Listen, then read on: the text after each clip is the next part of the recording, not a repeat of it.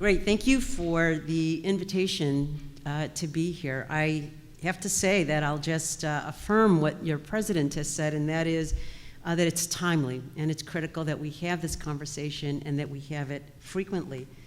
So as I was thinking about making some preliminary remarks today, I thought, like any lawyer, it's important to maybe add some caveats to the conversation that I think are important.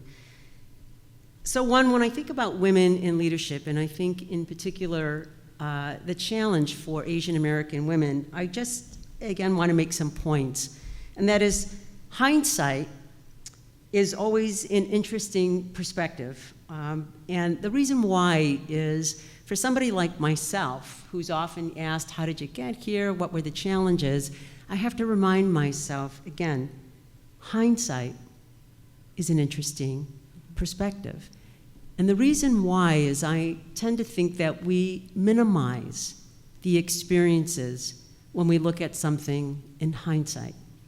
Many of us who are optimists will minimize the trauma, the experience of racism, the hurt feelings, right, the lost opportunity.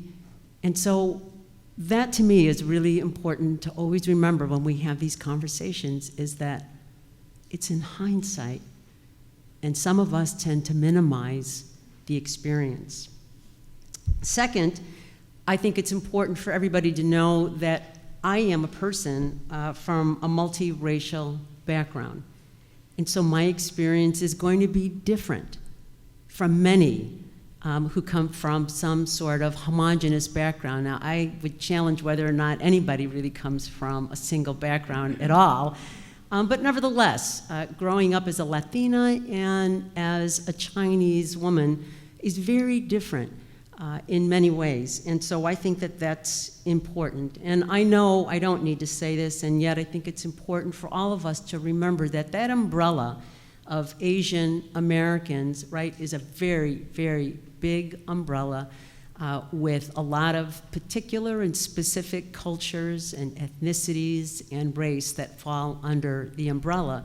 And perhaps the greatest challenge that those of us who are under that umbrella have is to remind everyone how different we are, how our languages are different, and where we come from is very different. And it's important that each unique culture, background, and experience is recognized. And then finally, I just have to say the third caveat that's very important that may not be shared with many is that as an elected official and as the first woman of color to be elected statewide, I have a unique experience. Unfortunately, it's a singular experience in the sense that there have not been women who have followed in my path to date.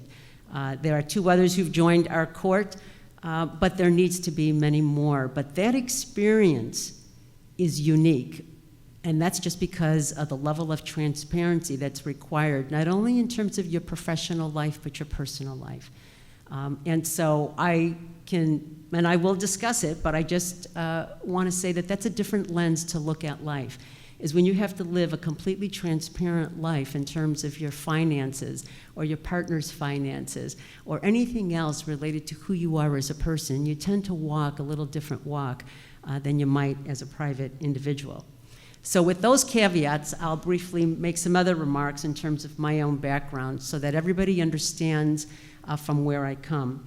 I grew up on the south side of Chicago from a lower working class family. We primarily grew up in a white neighborhood, so that's the context. I'm much older than I look, and I just have to say, so in my experience of the south side of Chicago, there were certain cultural expectations of our family, and they were almost opposite in the sense that as a Chinese young woman, people assumed that I was smart, that I was intelligent, that I could work very hard, and that I would be very successful. But also as a young Latina, people had no expectations. People assumed I would never graduate from high school, that I probably would get pregnant along the way, and then just have a large family.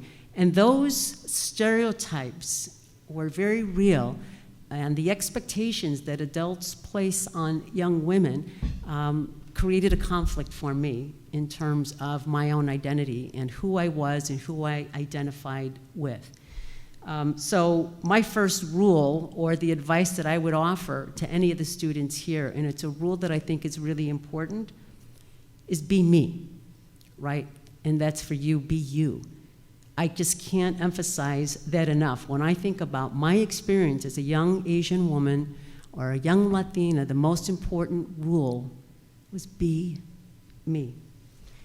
Second, as I was growing up as a young professional, I will admit, I always yearned to be a leader. I yearned to be a decision maker. I yearned to be the one who would lead in some fashion, and that didn't happen. And it didn't happen either because I wasn't given an opportunity because of the expectations, but I also know that so often, what did I do that I know many women do is I stepped back and I deferred and I waited until somebody tapped me on the shoulder. I didn't put myself out there. Again, is that a common experience for us? Only you can answer that question, right? And so that second rule for me, as I watched and I observed, I thought the way that I could be a leader is to be trained and to be professional. And I watched. Deferring gave me the opportunity to observe and watch and see. And then finally, I have to admit that as I grew up as a young professional, I didn't really want to be a lawyer because I didn't know anyone who was going to be a lawyer, right? The most and the biggest dream that I had was that I might be a secretary. I might work in an office. And the reason why is because my mother and father, my father worked in a factory his whole life. My mother was a farm worker who made her way to Chicago. And the one value and the one important thing that my parents said to me is, we'd like you to work in an office so you won't have hands like ours. Calloused, nails that would never come clean. And so the biggest dream that I had until high school was to be a secretary. And that's a really good job, so I'm not knocking the role that a secretary plays in terms of being successful. But that was the biggest dream that I had until somebody tapped me on the shoulder and said, did you ever think about going to college? And then I said, no. I never thought about going to college, and they had to come and persuade my parents to permit me to go to college. I eventually went to college with no bigger dream than I had before I went to college, because it just wasn't in my imagination. And then I graduated from college, and I knew the one thing that I wanted to do, and that is I wanted to create a better society. I had observed, and I had watched, and I saw the humiliation that my parents had gone through. My father was a respectable man whose English wasn't perfect, who had been made fun of. He was a man who was still called a boy, right? And I observed, and I watched, and I knew that what I wanted to do was to make our society better. That's all I knew I wanted to do, and I didn't latch on to a profession about how to do that. We were people of faith, and so the institution that I gravitated to was the Catholic Church. And that was the institution that, for me, was going to be the mediating institution for doing good. And so I worked for 10 years for the Archbishop in Chicago on social justice, working in community organizing, working in neighborhoods, listening and learning and understanding what it meant to have power. And the only way you know when you don't have power, you begin to understand what power is. Right? Power is the ability to act. And I spent 10 years trying to understand how to empower people who didn't have any. And that's what led me to law school. I finally decided that I was exhausted from trying to personally convert people to do the right thing. And as I observed and as I watched, I knew that the people who could really change society were lawyers. People who could write the laws, people who could interpret the laws, people who could advocate on behalf of others. And there happened to be another community organizer in Chicago at the same time who went on to Harvard. And I observed, and I watched. And I said, I'm going to get myself that same law degree. And so I went on to law school. And that was the beginning of a new journey and a new path. So let me just stop and just say that along the way, there weren't others like me at all. I can say for sure that my mentors were white males. My role models were Asian women and other women of color. But I can say in the legal profession, there weren't many of us who I could say, teach me, show me, and tell me what to do. So the third rule, and this is a rule that I continue to live by and to propagate as much as I can, is take the space. Take the space.